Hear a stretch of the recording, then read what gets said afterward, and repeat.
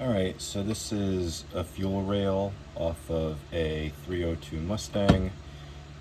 Here's a bunch of years that these are pretty much the same on. What we're doing is changing out our rubber lines here. Besides the main feed lines, which cause fires pretty often. This is kind of overlooked one, and the thing that caught my eye on it is I actually have a tear, or quite a bad tear, right in here. So I definitely want to get that changed. We put all the time and money in our cars, so I'm sure anyone who is watching this is aware of Ted. I bought this kit off of Ted. He just started making them again maybe like a month ago, and it just comes with brand new lines. It's a little crimp ends, kind of like if you ever done PEX plumbing, and then it comes with this tool here. So I forget what it all costs, maybe $100 about, so you can't really complain. So I'm just going to cut these and then see if I can pull it, or I don't know, see if I can just. Alright, so there's a rubber coating, and then inside is it's hard plastic.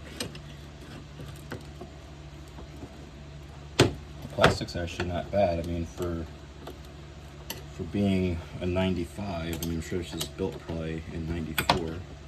I think I'm just going to get a knife or something and just score this. It's ribbed or barbed, whatever you want to call it. Pop that off a little easier.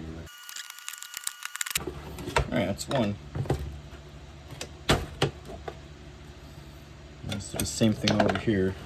This isn't really the ideal type of knife, but I'm not going to walk around and try to find my good one, so this will work.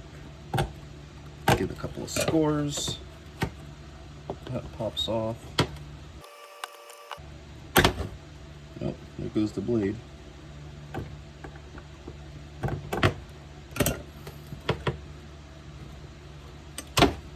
There's that side. Alright, now for these hoses, the replacement one's long, one's short, I don't know. I'm going to imagine this short one is going to fit up front here, because you can see the one in the back here is quite bigger, so I'll go in the back. And also, before you put them on, you can see you want to get this farther down here. Now, like, if you ever did PEX before for a house, you generally want the ring about an 1/8 inch off the end of the piece of PEX. So I'm going to kind of do the same thing. It just doesn't want to slide very nicely when it's on the barb. So just like that, a little bit. Slide it on, it slides on easy. I'm going to have it so it faces frontwards.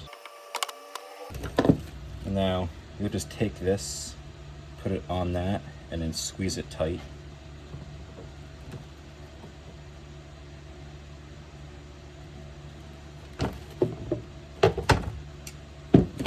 And it should look like that. You see how it's pinched? And it's definitely not coming off. That's just as tight every bit as what the old one was. Same thing. Slide this end down so we have about 1/8 of an inch there. And we'll just take this tool that came with it and just give it a nice squeeze. Don't really squeeze it too hard, because these are actually cutters. So this is very thin, so if you had Wheaties that day, you might just cut right through it then. And again, I think just for the ease of it, I'm just going to cut this in half again.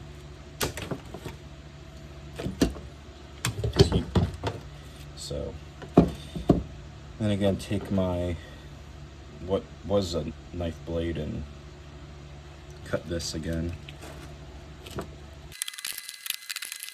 You can see that's all it is, just this little thin piece of plastic. It's maybe an 1/8 inch thick, if that, and then it just has a rubber, whatever, hose that goes around that. You can see it's very hard.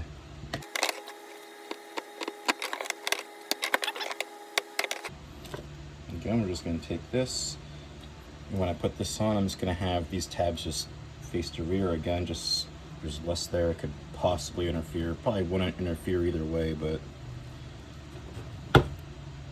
just my way of thinking.